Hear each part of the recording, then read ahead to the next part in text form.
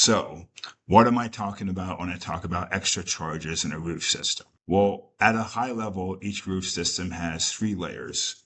First is asphalt shingles, and then underneath that, there should be one layer of felt paper and only one layer of felt paper. And then underneath that, there's a wood decking. Now, sometimes when you replace a roof, there's additional layers of felt paper.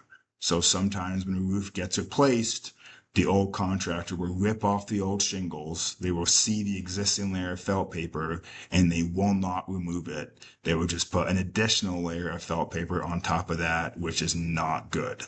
So every roof should have exactly one layer of felt paper. And you can see at the bottom left, the 1, 2, 3, 4, this is a roof we snapped from one of our competitors where there are 4 layers of felt paper.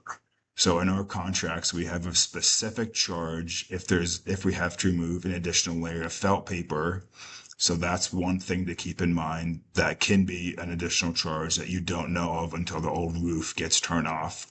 And then the third thing is a rotted decking that's potentially underneath and needs to get replaced. Now, with rotted decking, sometimes when you walk on the roof, you can feel soft spots and kind of tell that there's rotted decking underneath that will need to get replaced. Or a lot of times, since we've been in business for 21 years, we know the specific pockets of Austin where that's going to need to be replaced fully.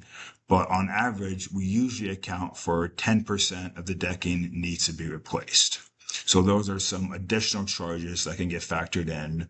At Driftwood, we charge $100 for each heated decking that needs to be replaced.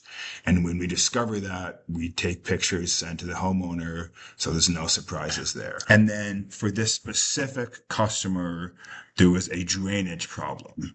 So I took a separate video, but essentially there's a huge roof, and when water comes down, it all goes onto a low slope. Actually, let me just show you in my company cam photos.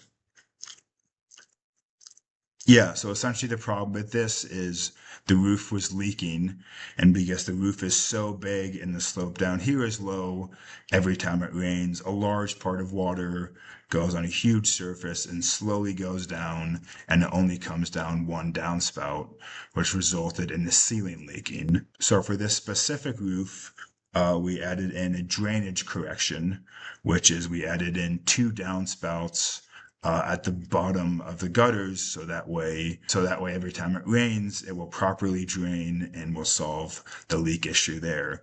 But that cost was an additional $450.